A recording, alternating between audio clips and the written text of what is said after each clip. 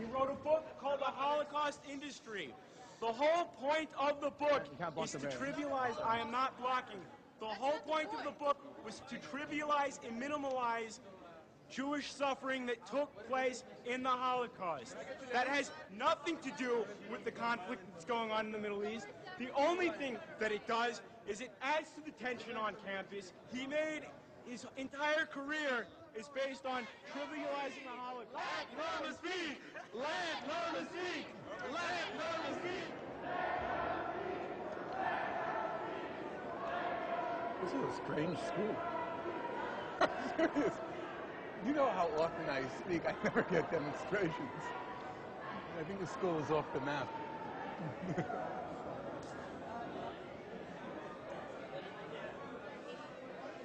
I was reading from the slides.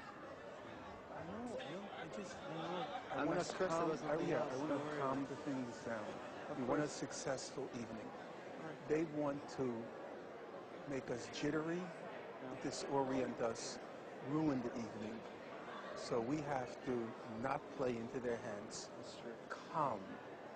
If they shout, let security take care of it. Okay. But don't let them ruin the evening. Okay?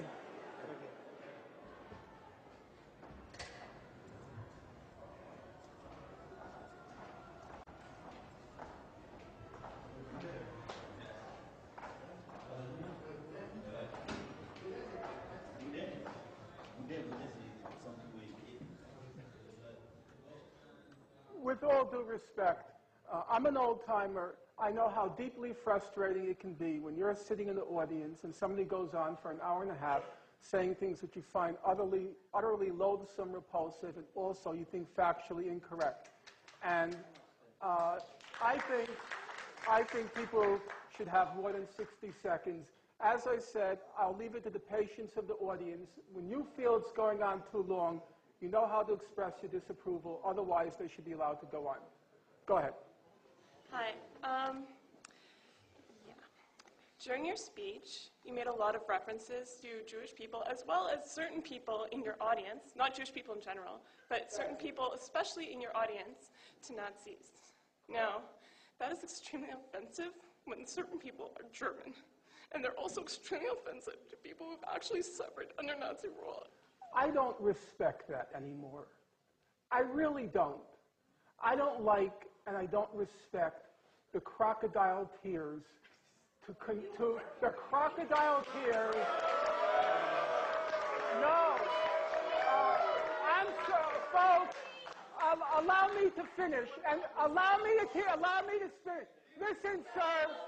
Allow me to finish. Allow me to finish. Sir. I don't like to play before an audience the Holocaust card. But since now I feel compelled to. My late father was in Auschwitz. My late mother, please shut up.